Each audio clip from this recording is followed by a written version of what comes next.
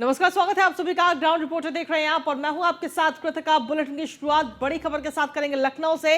मुख्यमंत्री योगी आदित्यनाथ आज कर्नाटक के दौरे पर रहेंगे। आपको बता दें कि चुनावी दौरा है कर्नाटक का। आज कर्नाटक में कई जनसभाओं को मुख्यमंत्री योगी आदित्यनाथ संबोधित करेंगे।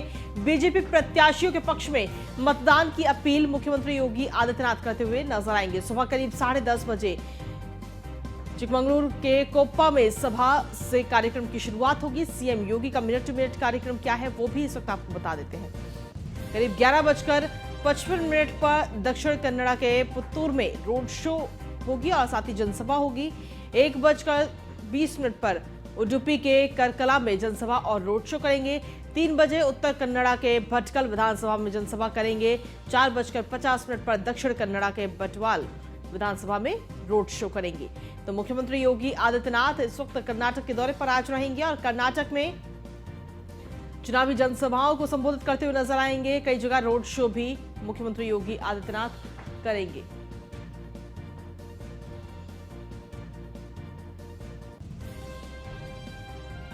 तो सीधे तौर पर कर्नाटक के दौरे पर रहेंगे मुख्यमंत्री योगी आदित्यनाथ और कर्नाटक में चुनावी जनसभाओं को संबोधित करेंगे। साथ ही लोगों से अपील करेंगे बीजेपी के पक्ष में मतदान करने की। बीजेपी के प्रत्याशियों को मतदान देने की अपील करते हुए नजर आएंगे। अधिक जानकारी के साथ हमारी संवाददाता स्कंदिता इस वक्त जुड़ गई है। स्कंदिता, क्या कुछ ताजा अपडेट है आपके पास? देखिए, सीएम योगी आदित्यनाथ का नाम हमेशा से स्टार प्रचारकों की लिस्ट में टॉप पर रहा है। चाहे कहीं भी किसी भी राज्य में चुनाव हो, उनको स्टार प्रचारक के रूप में हर जगह भेजा जाता रहा है कि जिस तरीके से भारतीय जनता पार्टी के फेवर में वोट आए, लोग का रुझान देखने को मिले। और उसी क्रम में अब जब कर्नाटक में विधानसभा चुनाव है तो सीएम योगी आदित्यनाथ कर्नाटक पहुंचे हैं। वहां पर तमाम वो रोड शो कर रहे हैं, जनसभाएं कर रहे हैं। अगर आज की बात की जाए तो आज 10:30 बजे सीएम योगी आदित्यनाथ चिकमंगलुरु के कोम्पा में जो है जनसभा करेंगे। उसके बाद सुबह से लेकर शाम को 5:30 बजे तक उनके लगातार जनसभाएं हैं, रोड शो है। अलग अलग जगहों पर जाकर जितने भी जो एरिया है जहां से उनके प्रत्याशी जो है उन्होंने उतारे हैं, उनके सपोर्ट में वोट की अपील करेंगे। और जिस तरीके से योगी आदित्यनाथ पहले गए थे कर्नाटक और उन्होंने उनका एक जो तरीका हमेशा से रहा है जो वोटर्स को अपनी ओर खींचने का, जिस तरीके से उनकी पंचलाइन रही है, जैसे उन्होंने पिछली बार हनुमान जी और राम जी का रिश्ता जोड़ दिया था, तो कहीं ना कहीं जो है उनकी जो रैली है होती हैं, उनकी जो जनसभाएं होती हैं, उसमें काफी शोर देखने को मिलता है। और उसी के लिए हमेशा से योगी आदित्यनाथ फेमस रहे हैं। और वहीं अगर विपक्ष की बात की जाए तो विपक्ष भी जो है पूरी मजबूती से कर्नाटक में दौरे कर रहे हैं लगातार। अगर समाजवादी पार्टी की बात की जाए तो अखिलेश यादव भी 3 दिवसीय कर्नाटक दौरे पर हैं। कांग्रेस की बात की जाए तो कांग्रेस की भी सोनिया गांधी आप लोगों की टीम कोऑर्डिनेशन है ना, रैलियां कर रहे हैं, रोड शो कर रहे हैं, वहां पर लगातार वहां पर पहुंच रहे हैं। और अगर वहीं उसी क्रम में सीएम योगी आदित्यनाथ जितने भी उनके प्रत्याशी हैं उनको समर्थन देने के लिए उनको वोट की अपील को लेकर लगातार रोड शो कर रहे हैं, प्रचार कर रहे हैं। सुबह 10:30 बजे में उनका रोड शो है, 3:30 बजे और फिर 4-5 बजे तक उनके लगातार शो लगे हुए हैं, जिसमें वो तमाम लोगों से अपील करेंगे वोट मांगने को लेकर। वहीं विपक्ष की तरफ से अखिलेश यादव ने कर्नाटक विधानसभा में 17 विधानसभा सीटों पर अपने प्रत्याशियों को उतारा है। हालांकि 5 सीटों पर उनके जो प्रत्याशी हैं वो काफी ज्यादा दम भर रहे हैं चुनाव लड़ने को लेकर। बाकी जगह इतना कंपटीशन देखने को नहीं मिल रहा है। बसपा की बात की जाए तो मायावती जी भी बेंगलुरु में रैली करती हुई नजर आ रही हैं। तो सभी पार्टियां लगातार जोर दे रही हैं कर्नाटक में और खास करके अपनी पार्टी के विस्तार को लेकर लगातार कोशिश कर रही हैं। लेकिन कंपटीशन अगर टक्कर देखी जाए तो टक्कर साफ तौर पर भारतीय जनता पार्टी और कांग्रेस के बीच देखने को मिल रही है, जिस क्रम में सोनिया गांधी और प्रियंका गांधी, राहुल गांधी लगातार वहां के दौरे कर रहे हैं। आज कांग्रेस का संकल्प पत्र भी रिलीज होने वाला है। जिस तरीके से वहां पे कंपटीशन देखने को मिल रहा है उससे कहीं ना कहीं सीधी टक्कर कांग्रेस की भारतीय जनता पार्टी के साथ देखने को मिल रही है। वैसे में देखना होगा कि जब सीएम वहां पर पहुंचे हैं योगी आदित्यनाथ, जिस तरीके से उनका प्रचार करने का तरीका रहा है उनका जो तो देखना होगा कि कितना ज़्यादा हितकारी साबित होता है भारतीय जनता पार्टी के लिए, किस तरीके से वो वोट की अपील करते हैं। पिछली बार उन्होंने हनुमान जी और राम जी का रिश्ता जोड़ दिया था, जिससे काफ़ी ज़्यादा लोग जो है उत्साहित हुए थे और उनमें जोश देखने को मिल रहा था। वैसे में देखना होगा कि भारतीय जनता पार्टी के खेमे में सीएम के जाने के और उनके प्रचार करने की वजह से कितना वोट ट्रांसफर होता है। बिल्कुल स्कंदता, लेकिन अगर देखा जाए तो मुख्यमंत्री योगी आदित्यनाथ का आज पूरे दिन का दौरा है कर्नाटक का। इस दौरान आपसे जानना चाहेंगे कितनी जनसभाओं को वो संबोधित करेंगे, साथ ही कितने रोड शो में वो शामिल होंगे। देखिए, सीएम योगी आदित्यनाथ के आज सुबह से ही लगातार रोड शोज और जनसभाएं लगी हुई हैं और चिकमंगलूर के कोम्पा से ये शुरुआत होगी। सुबह 10:30 बजे चिकमंगलूर के कोम्पा में जनसभा करेंगे। 11:30 बजे पुत्रू जगह है, वहां पर पहुंचेंगे, वहां पर जनसभा को संबोधित करेंगे सीएम योगी आदित्यनाथ। उसके बाद अहिलिंगेश्वर मंदिर है, वहां पर भी सीएम योगी आदित्यनाथ जाएंगे और जनसभा करेंगे, जहां पर उनके तमाम पार्टी के जो पदाधिकारी हैं, जो जितने भी उनके लोग हैं, वो वहां पर पहले से तैनात रहेंगे और उनको लेकर तमाम प्लानिंग की हुई है। दोपहर अगर वही 1:30 बजे की बात की जाए तो 1:30 बजे भी रोड शो है, जनसभा करेंगे। अनंत शया करके जगह है, वहां पर सीएम योगी आदित्यनाथ पहुंचेंगे। जितने भी उनके प्रत्याशी हैं जो एक्टिव नजर आ रहे हैं सबसे ज्यादा, वहां इलाकों में जा रहे हैं सीएम योगी आदित्यनाथ। वहां पहुंचकर रोड शो और रैलियां कर रहे हैं। शाम दोपहर 3 बजे भी सीएम योगी भटकल में जाएंगे। वहां की भटकल विधानसभा में जो है वहां पर पहुंचेंगे, वहां पर भी उनका रोड शो रहेगा। ठीक है। और इसके अलावा 4:30 बजे 5 बजे भी उनके लगातार रोड शो रहने वाले हैं और अलग अलग विधानसभाओं में पहुंचकर सीएम योगी आदित्यनाथ अपने प्रत्याशियों के लिए वोट की अपील कर रहे हैं। चलिए ठीक है, बहुत बहुत शुक्रिया इसको देता तमाम जानकारी और अपडेट्स देने के लिए।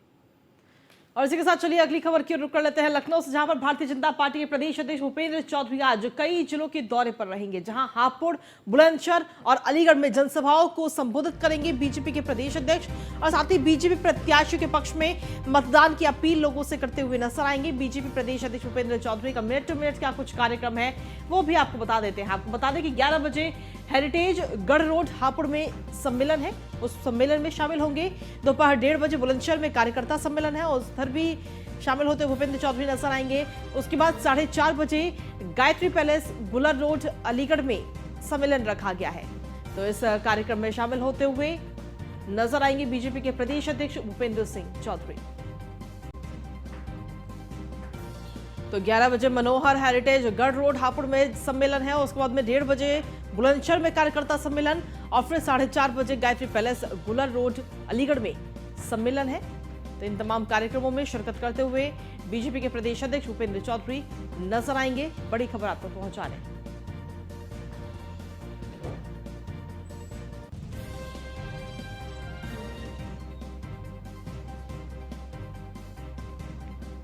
तो बीजेपी के प्रदेश अध्यक्ष भूपेंद्र चौधरी लगातार जनसभाएं कर रहे हैं और साथ ही सम्मेलन में भी हिस्सा लेते हुए नजर आ रहे हैं।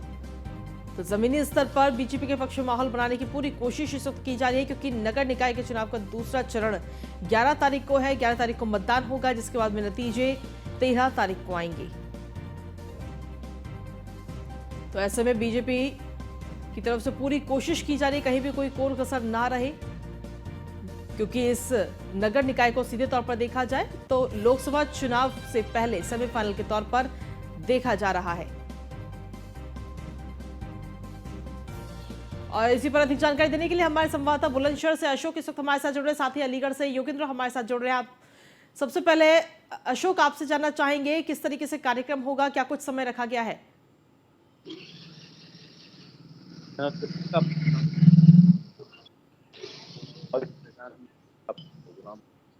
करीबन 1:30 बजे बुलंदशहर पहुंचेंगे और पहुंचने के बाद में करीबन 12 नेताओं की कार्यकर्ताओं के साथ में बैठक करेंगे और सभा को संबोधित करेंगे। कहीं न कहीं कल सीएम यहाँ भी आए थे और पूरी तरीके से लगातार कार्यकर्ताओं को संबोधित कर रहा था। उन्होंने कहीं न कहीं युवाओं को साधने की कोशिश की गई थी। जिस तरह का भूपेंद्र चौधरी बुलंदशहर आ रहे हैं, कहीं न कहीं कार्यकर्ताओं को जीत का मंत्र देंगे। ये साफ नजर आ रहा है कि 2024 लोकसभा चुनाव से पहले मजबूती के साथ जनता के बीच पहुंच रहे हैं। निकाय चुनाव सेमीफाइनल देखा जा रहा है। अब देखना होगा जिस तरीके से प्रदेश अध्यक्ष बुलंदशहर पहुंचेंगे, कार्यकर्ताओं को संबोधित करेंगे, बेवकूफी विपक्ष पर हमला बोलेंगे। हालांकि जिस तरीके की बीजेपी पूरी तरीके से एक्टिव है निकाय चुनाव को लेकर बात की जाए तो वहीं प्रदेश अध्यक्ष हैं, तमाम विधायक लगाए गए हैं, एक सीट पर 2-2 विधायक का कैंपेन चल रहा है। कहीं न कहीं प्रदेश अध्यक्ष विधायक के लास्ट दौर है और 11 मई को यहाँ पर वोटिंग होनी है, 13 मई को वोटिंग खुलेगी। तो कहीं न कहीं बीजेपी पूरी तरीके से एक्टिव है और 1:30 बजे नुमाइश मैदान में भारतीय जनता पार्टी के प्रदेश अध्यक्ष भूपेंद्र चौधरी का प्रोग्राम रखा गया है और कार्यकर्ताओं को जीत का मंत्र देंगे। जी कृतिका। ठीक है अशोक, आपके पास वापस आएंगे। योगेंद्र भी हमारे संवाददाता लगातार बने हुए अलीगढ़ से। योगेंद्र, आपके पास क्या कुछ ताजा अपडेट है, क्योंकि बीजेपी के प्रदेश अध्यक्ष भूपेंद्र चौधरी का अलीगढ़ में भी आज दौरा है, किस तरीके से कार्यक्रम रहेंगे आज? देखिए, उनका यहाँ पर 4:30 बजे के करीब जो है गायत्री पैलेस है, वहाँ पर कार्यकर्ताओं का सम्मेलन है। आपको बता दें, कार्यकर्ताओं का सम्मेलन इसलिए जरूरी है क्योंकि अभी जब जिस तरीके से यहाँ पर जब इसका टिकट, मेयर के टिकट का, अध्यक्षों के टिकट का फाइनल होने का हुआ, तो उस टाइम भी काफी कार्यकर्ताओं में यहाँ पर गुटबाजी देखने को मिली और इन्हीं सब गुटबाजी के कारण जो बिल्कुल एन वक्त था, यानी कि नामांकन जिस दिन आखिरी दिन थी उससे एक दिन पहले टिकट घोषित, तो इन्हीं सब भ्रांतियों को दूर करने के लिए कार्यकर्ताओं की क्या क्या मतलब इस क्या क्या उनको दुख है, किस वजह से, या उनको सांत्वना देने के लिए यहाँ पर आ रहे हैं। और जो यहाँ पर जिस तरीके से अलीगढ़ के प्रत्याशी की अगर हम बात करें तो अलीगढ़ की सीट इस टाइम काफी इंपॉर्टेंट हो गई है, क्योंकि जो इसमें बहुत से ग्रामीण क्षेत्रों के जो ग्रामीण क्षेत्र हैं वो शहर में शामिल कर लिए गए, जिससे वोटों की संख्या काफी बढ़ गई है।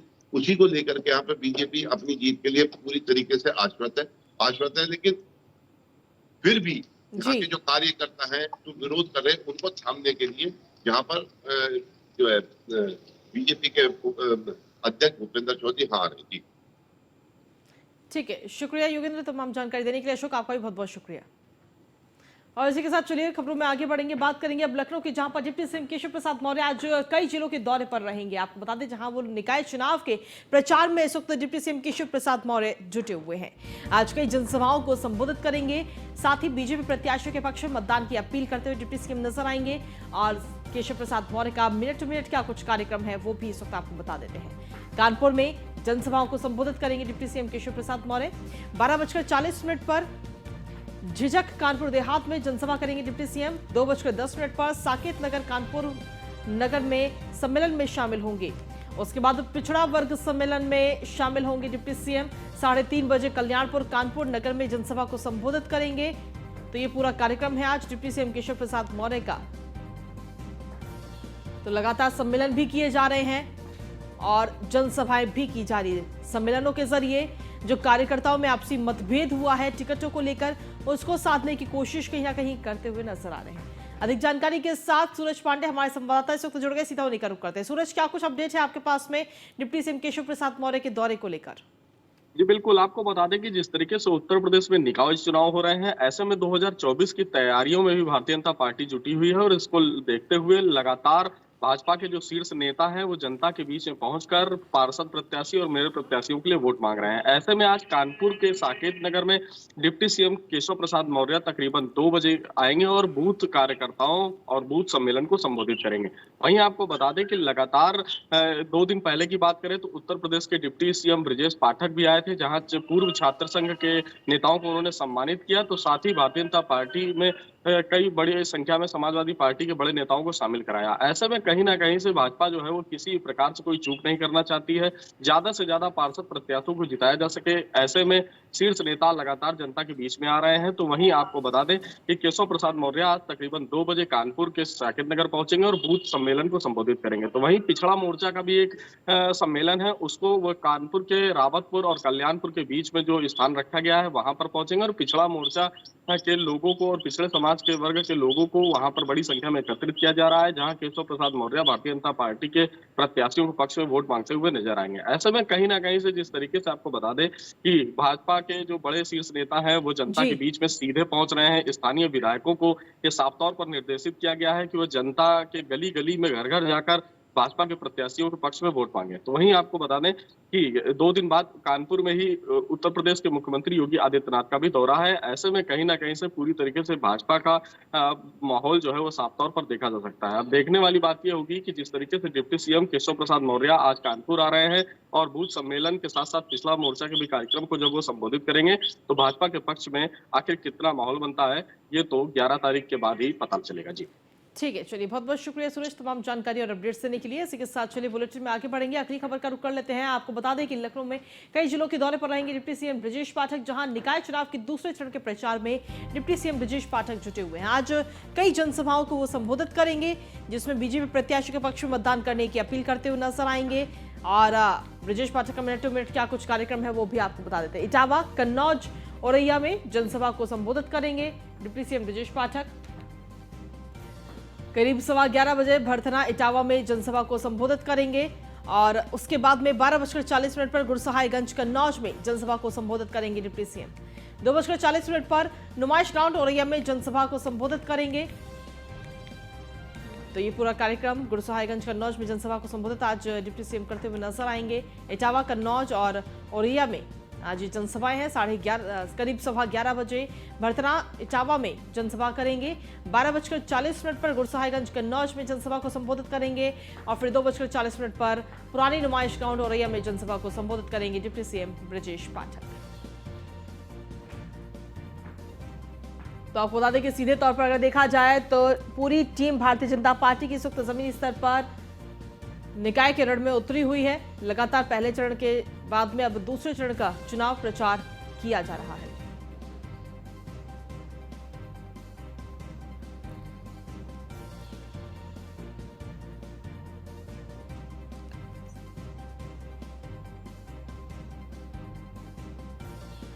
और हमारे साथ में कन्नौज से हमारे संवाददाता राहुल इस वक्त जुड़ रहे हैं और साथ ही मंजुल हमारे साथ जुड़ रहे हैं औरैया से। सबसे पहले राहुल, आपसे जानना चाहेंगे क्या कुछ कार्यक्रम है डिप्टी सीएम ब्रजेश पाठक का, किस तरीके से कार्यक्रम आज उनके रहने वाले हैं चुनाव प्रचार के? में आएंगे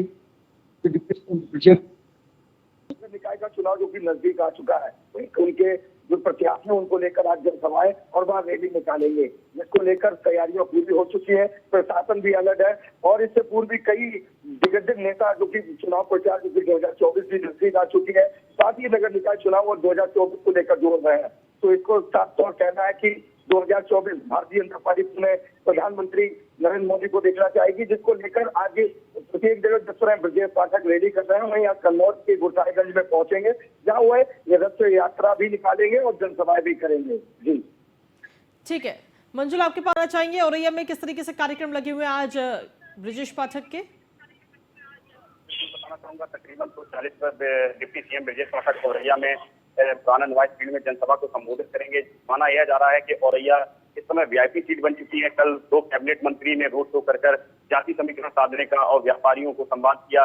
वहीं आज डिप्टी सीएम जो कि एक ब्राह्मण बड़ा चेहरा माने जाते हैं, औरैया ब्राह्मण बाहुल सीट है, कहीं ना कहीं इसका प्रभाव देखने को मिलेगा। जी ठीक है, कन्नौज से हमारे संवाददाता लगातार बने हुए हैं। राहुल, अगर देखा जाए तो कन्नौज में जब टिकट वितरित हुई तो क्या इस दौरान भारतीय जनता पार्टी के कार्यकर्ताओं में कुछ अनबन या कुछ मतभेद सामने आए थे? बिल्कुल, बात की जाए तो भारतीय जनता पार्टी के कार्यकर्ताओं में भारी उत्साह है। वहीं लोगों का कहना है कि इस बार नगर निकाय चुनाव, चाहे वो 3 नगर पालिका और 5 नगर पंचायत, सभी प्रत्याशी भारतीय जनता पार्टी के ही होंगे और उन्हें पूरा जिताने का प्रयास किया जाएगा। इससे पूर्व भी कन्नौज का दौरा समाजवादी पार्टी के अखिलेश यादव ने भी किया था और मैनपुरी सांसद डिंपल यादव ने किया था। इसी के बीच भारतीय जनता पार्टी के कई दिग्गज नेता भी आए थे और 9 तारीख को माना जा रहा है कि मुख्यमंत्री योगी आदित्यनाथ भी कन्नौज का दौरा करेंगे। साथ ही उन्हें का कहना है कि उन नगर निकाय जो चुनाव है उसे पूर्ण तरीके से भारतीय जनता पार्टी की पूरी सीटों पर विजय पानी है। इसको लेकर वह जगह जगह अपना जनसभाएं और लोग कार्यकर्ताओं के साथ संबोधित कर रहे हैं। ठीक है, चलिए बहुत बहुत शुक्रिया तमाम जानकारी और अपडेट्स देने के लिए आप दोनों का। और वहीं चलिए खबरों में आगे बढ़ेंगे। राज्यसभा सांसद संजय सिंह अपने गृह जनपद सुल्तानपुर दौरे पर हैं और इस दौरान उन्होंने सुल्तानपुर में निकाय चुनाव में पार्टी प्रत्याशी के समर्थन में वोट की अपील की है। अपने दौरे के दौरान उन्होंने बीजेपी पर जमकर निशाना साधा। संजय सिंह ने कहा कि मुझे ईडी ने नोटिस भेजा है, मैंने ईडी वालों को खुद ही नोटिस भेज दिया। ईडी वालों ने मुझसे कहा हमसे गलती हो गई, लिखना था राहुल सिंह, संजय सिंह लिख दिया। संजय सिंह ने कहा कि 16 साल तक हमने आम लोगों की लड़ाई लड़ी है। हमने किया था और हमने उसको मजबूर किया था कि ये क्रॉसिंग का रास्ता बंद नहीं होना चाहिए। लड़ाई आपके साथ कंधे से कंधा मिला के 16 साल तक सुल्तानपुर के फुटपाथ वालों की लड़ाई लड़ी। और आप सबकी दुआओं की बदौलत आज जिस सर्वोच्च सदन में पहुंचा हूं, वहां भारत के प्रधानमंत्री और देश के गृह मंत्री के आंख में आंख डालकर कहता हूं, मोदी अडानी भाई भाई, देश बेच के खाई मलाई। तो इंजन हमें ही दे दिया। पहला इंजन मोदी जी का, दूसरा इंजन योगी जी का, तीसरा नगर पालिका वाला इंजन भी हम। वहीं गाजीपुर में कैबिनेट मंत्री अनिल राजभर ने अफजाल अंसारी को तन्हाई बैरक में रखे जाने पर प्रतिक्रिया दी। उन्होंने कहा कि अफजाल को जेल मैनुअल के मुताबिक जेल में रखा गया है, सब कुछ न्यायालय की नजर में है और न्यायालय के आदेश पर जेल प्रशासन काम कर रहा है। साथ ही उन्होंने सुबह सपा अध्यक्ष ओम प्रकाश राजभर पर भी निशाना साधा। उन्होंने कहा कि ओपी राजभर कंफ्यूज नेता है, जो नेता फ्रस्ट्रेशन में इधर उधर घूम रहा है, उसकी चर्चा बेमानी है। देखिए, जेल मैनुअल है, उसके हिसाब से जेल प्रशासन काम करता है और सारी चीजें माननीय न्यायालय के नजर में है। माननीय न्यायालय के आदेश के हिसाब से प्रशासन कार्रवाई करता है, जेल का प्रशासन कार्रवाई करता है। माननीय न्यायालय के जो आदेश है उसका अक्षरशः पालन प्रशासन कर रहा है। देखिए, बहुत कंफ्यूज नेता है ओम प्रकाश राजभर, है ना, वो उनका कंफ्यूजन कभी खत्म नहीं हो सकता। तो इस तरह के लोगों के बारे में क्या बात करना, जिसका कुछ पता नहीं आगे। और अगली खबर भी लखनऊ से ही, जहां पर संजय शेरपुरिया के खिलाफ मनी लॉन्ड्रिंग का मुकदमा दर्ज किया गया है। इस बड़ी खबर आप तक पहुंचाने जहां ईडी ने ठगी के आरोप में गिरफ्तार संजय शेरपुरिया पर यह केस दर्ज किया है। संजय शेरपुरिया के एनजीओ के अकाउंट की डिटेल ईडी के पास मौजूद है। संजय शेरपुरिया और एजेंट काशिफ पर मुकदमे की प्रति ईडी ने ली है और आईबी और एटीएस के अफसरों ने भी शेरपुरिया से पूछताछ की है। आपको बता दें कि विदेश से मंगाई गई रकम का शेरपुरिया जवाब नहीं दे सका। 9 मई तक रिमांड पर भेजा गया है संजय शेरपुरिया को।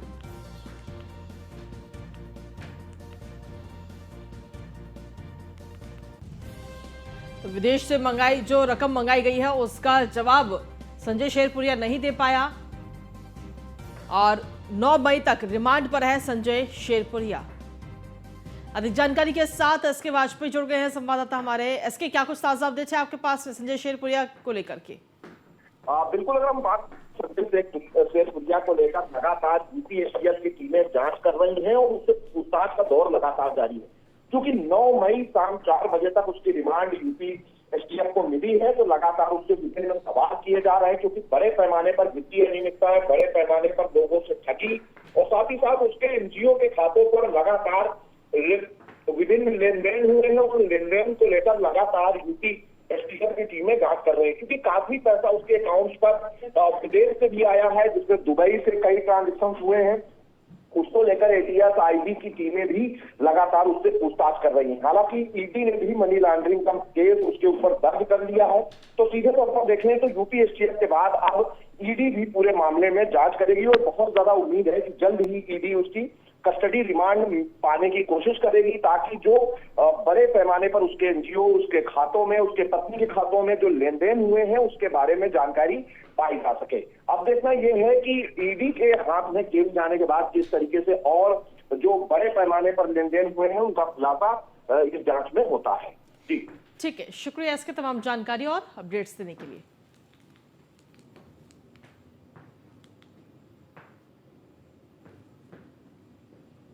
वहीं संभल में बीजेपी ने 2 पदाधिकारियों को 6 साल के लिए निष्कासित किया है। दोनों पदाधिकारियों को निकाय चुनाव में पार्टी प्रत्याशी के खिलाफ जाकर चुनाव लड़ाने की सजा मिली है। भारतीय जनता पार्टी के पश्चिमी उत्तर प्रदेश के क्षेत्रीय अध्यक्ष सत्येंद्र सिसोदिया ने प्रेस रिलीज जारी कर बताया कि पार्टी प्रदेश अध्यक्ष के निर्देश पर यह कार्रवाई की गई।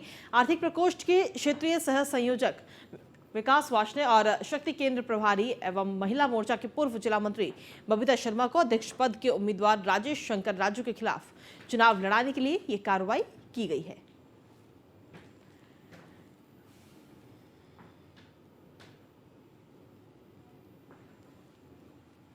और वही अगली खबर है मैनपुरी से, जहां पर मत पेटिकाओं के रखवाली करने के लिए सपाइयों ने स्ट्रांग रूम के बाहर अपना डेरा जमा लिया है। समाजवादी पार्टी का आरोप है कि मतपेटी के साथ छेड़छाड़ की जा सकती है, इसलिए हम सभी यहां तैनात हैं। वहीं आपको बता दें कि नगर निकाय चुनाव में 4 मई को हुए मतदान के बाद मतपेटियों को कड़ी सुरक्षा व्यवस्था के बीच सदर ब्लॉक में स्थित स्ट्रांग रूम में सुरक्षा व्यवस्था के बीच रखा गया है, जहां पर स्ट्रांग रूम को सील कर उनकी सुरक्षा व्यवस्था के लिए पुलिस फोर्स भी तैनात की गई। तो वहीं 13 मई को होने वाली गणना की तैयारी भी शुरू हो गई है। समाजवादी पार्टी के कार्यकर्ता को मतपेटी को लेकर भय सताने लगा है, जिसके तहत कार्यकर्ता और प्रत्याशी के प्रतिनिधि मतपेटियों की रखवाली के लिए स्ट्रांग रूम के बाहर टेंट लगाकर डेरा जमाकर रखवाली कर रहे हैं।